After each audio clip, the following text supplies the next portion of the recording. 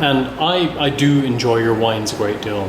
But would it be fair to say that your wines are not for everyone who drinks wines? Because I think they could be a little intimidating for some people who don't usually drink a lot of wine.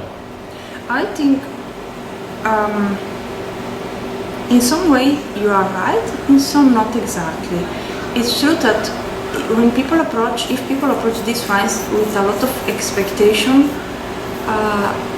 can be very difficult to approach them. But if you are a bit open-minded, which doesn't mean you have to be a wine expert, but if you leave behind you all the expectation about white or red wine, this has to be close to this taste, this has to remind me on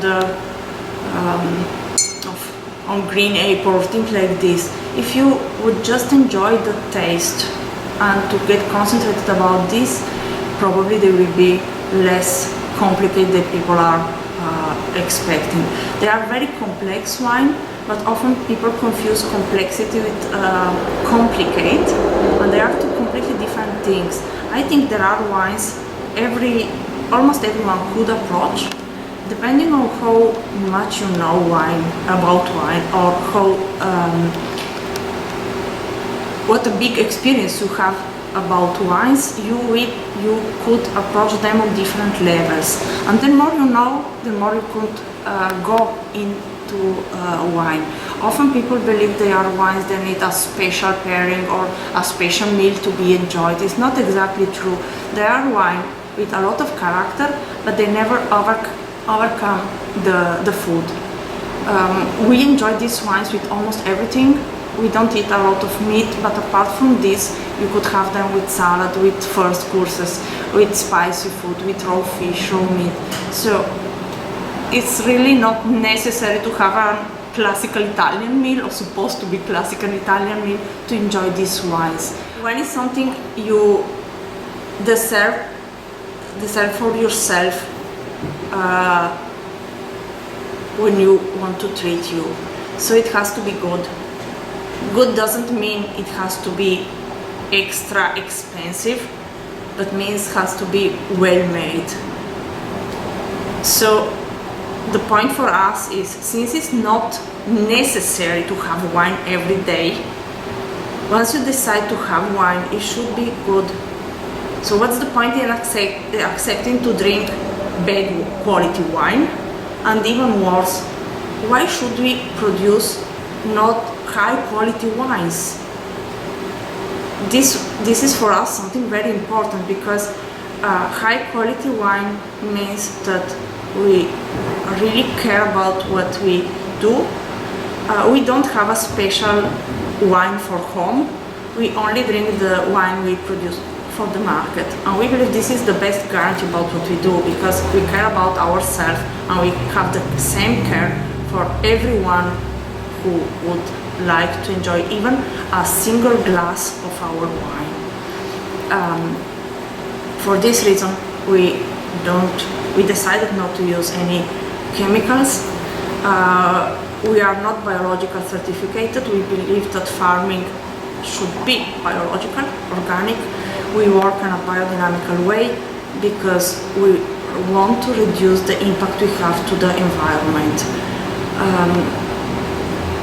All these things help us to bring in our cellar sometimes a really little amount of grapes, but they are the only ones we want and we can transform into wine. A good grape is the only way we know to start a good wine. We haven't even touched upon the fermentation vessels that you use, which are integral to your production, right? There are very specific fermentation vessels that you use, and from a very particular producer. When my father started making skin fermented wines, they were fermented in big open wooden cask, and in the in '97 the first vintage completely fermented on the skins, where the skin fermentation was for 4 days. Nowadays, 4 days is not supposed to be skin fermentation. The last vintage in oak wood and barrels was in 2000, and the skin fermentation was for 12 days. In 2001 we skipped into Kvevri. Kvevri are the big clay vessels. You have to bury them in the soil because the clay is between 2 and 3 centimeter thin.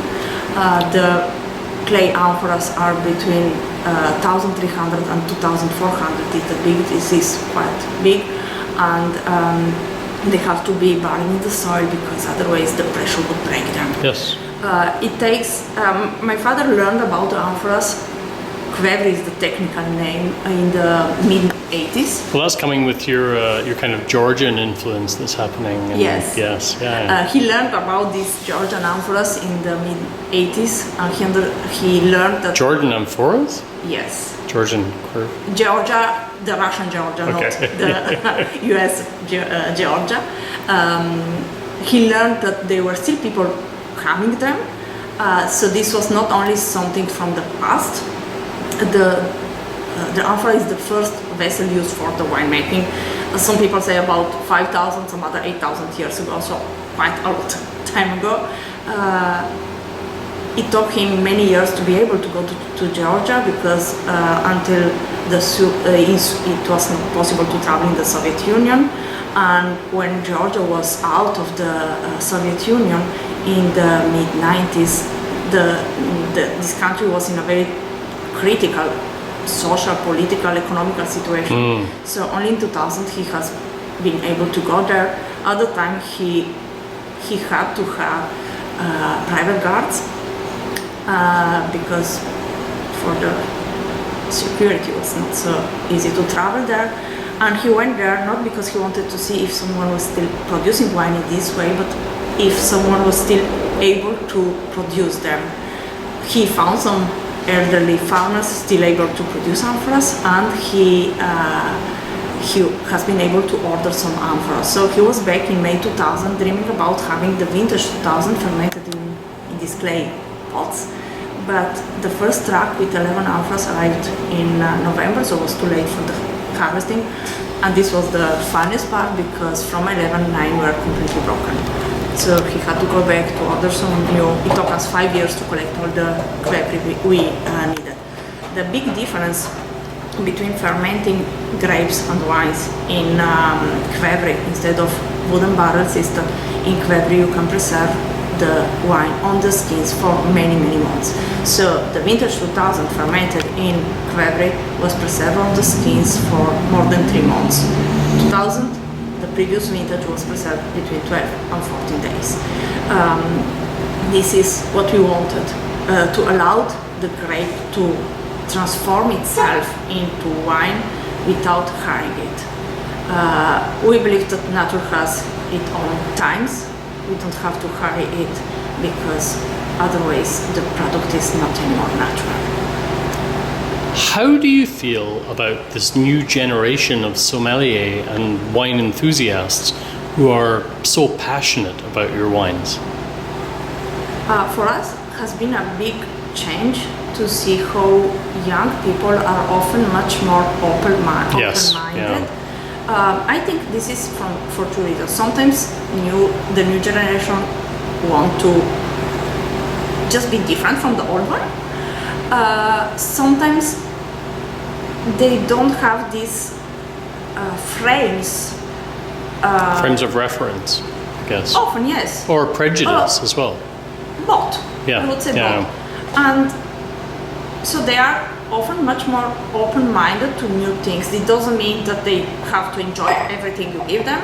Often they are very critical if the wines are not good, and this is wonderful because they have to. You don't have to accept everything the market is giving you. But it's nice to see how more and more young people are approaching these wines. They are much more caring about the quality instead of the name or Yep. just the denomination. And I think this is the new generation is even caring more and more about food, going back to a better way of farming, a more sustainable way of life, farming, food, all these things, and I think this is a good thing. Well, anytime Gravner wines are in Toronto, it's a very good day for me. So thank you very much for spending time with Good Food Revolution today. Thank you. Superb, and thank you for all your answers. They're very good. Bye for now. Bye.